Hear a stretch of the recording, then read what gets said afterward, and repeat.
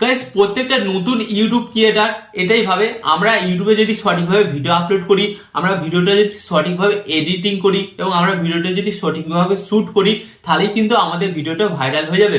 But 2025 সালে কিন্তু guys অধিকাংশ নতুন ক্রিয়েটার এই ভুলটা করেছে, এন্ড ভুলটা করার কারণে কিন্তু তারা আজ পর্যন্ত স্ট্রাগল করছে, তারা কিন্তু ইউটিউবে সাকসেস পায়নি। তারা একটাই ছোট ভুল করেছে গাইস, হ্যাঁ সমস্ত কিছু ঠিক করেছে, বাট তারা একটা ছোট মিস্টেক করেছে, যার কারণে কিন্তু তাদের ঘরে আজ পর্যন্ত কিন্তু স্ট্রাগল করতে হচ্ছে। তারা আজ পর্যন্ত কিন্তু ইউটিউব চ্যানেলটাকে মনিটাইজ করতে পারেনি এবং তারা কিন্তু সাকসেস পায়নি।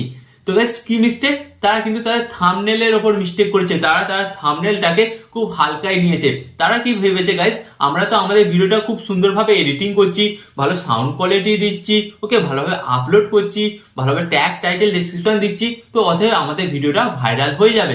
বাট গাইস এখানে একটা কথা বলি আপনাদের ঘরে, ভাবুন আপনারা যে আমার এই ভিডিওটি দেখছেন, তো সর্বপ্রথম কি আপনারা আমার ভিডিওটি দেখতে পেয়েছেন?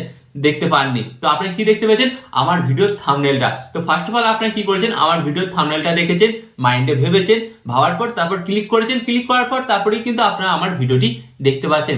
তো অতএব এখানে ইউটিউব অ্যালগোরিদম বলছে, দেখুন আপনি সবকিছু করুন, বাট আপনার ভিডিওতে ভিউজ আনার জন্য ফার্স্ট অফ অল কিন্তু ভিডিওর থাম্বনেলটাকে কিন্তু ক্লিক বেট করতে হবে, মানে এক কথায় আকর্ষণীয় থাম্বনেল করতে হবে, যার কারণে দর্শকরা দেখা মাত্রই কিন্তু ক্লিক করে। তো আপনারা হয়তো আমাকে প্রশ্ন করবে, কি দাদা আপনি কি বলছেন, আমরা তো আমাদের ভিডিওতে থাম্বনেলও অ্যাড করি। হ্যাঁ গাইস, আপনারা থাম্বনেল অ্যাড করেন, বাট আপনারা থাম্বনেলটা ঠিকঠাক ভাবে বানাতে পারছেন না, যার কারণে আজ আপনাদের এই অবস্থা, আপনাদের ভিডিওতে ভিউজটা আসছে না।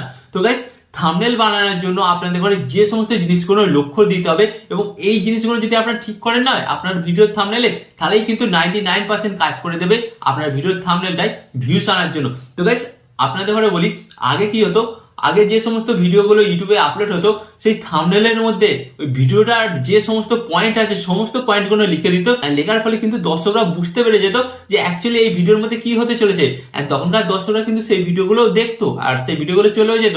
বাট গাইস এখনকার দর্শকরা এতটাই অ্যাডভান্স আর এতটাই স্মার্ট হয়ে গেছে, তারা কিন্তু এটা পছন্দ করে না। তো তাদের ঘরে কিন্তু আপনার ভিডিওতে ক্লিক করার জন্য আপনার থাম্বনেলটাকে এমন ভাবে তৈরি করতে হবে যাতে তাদের মনের মধ্যে একটা কনফিউশন তৈরি হয়, বা তাদের মনের মধ্যে একটা হাইট তৈরি হয়, যার ফলে তারা কিন্তু আপনার ওই থাম্বনেলের উপর ক্লিক করে আপনার ভিডিওটি দেখে। এবার আপনারা আমাকে জিজ্ঞেস করবেন, আপনি তো এটা বলছেন, এবার আপনি আমাকে বলুন যে থাম্বনেলটা তাহলে কিভাবে তৈরি করব। তো ফার্স্ট অফ অল আপনাকে বলি, আপনাকে কিন্তু বেশি ওয়ার্ড লিখলে হবে না। হ্যাঁ গাইস, খুব অল্প 4 থেকে 5টা ওয়ার্ড লিখতে হবে। ওয়ার্ডের মাধ্যমে কিন্তু আপনাকে বোঝাতে হবে এবং কিছুটা কিন্তু সাসপেন্সে রাখতে হবে। এন্ড এরপর আপনাদের ঘরে বলি, যেটা সেকেন্ড পয়েন্ট আপনাকে ঠিক করতে হবে, সেটা হচ্ছে আপনার থাম্বনেলের কালার, ব্যাকগ্রাউন্ড কালার। তো গাইস ব্যাকগ্রাউন্ড কালারটাকে কিন্তু আপনাকে ঠিকঠাক রাখতে হবে। যদি ধরুন আপনি কালো ব্যাকগ্রাউন্ডে রেখেছেন, তাহলে কিন্তু ওখানে আপনি ইয়েলো টেক্সট কালার দেবেন, আর যদি আপনি ধরুন রেড ব্যাকগ্রাউন্ড রেখেছেন, ওখানে কিন্তু আপনি সাদা টেক্সট দেবেন। তো টেক্সট দিলে এগুলো করে দেখবেন, তাহলে কিন্তু আপনারা দেখবেন যে কালারটা কিন্তু বেশ ফুটে উঠেছে এবং দর্শকের কিন্তু চোখে লাগছে।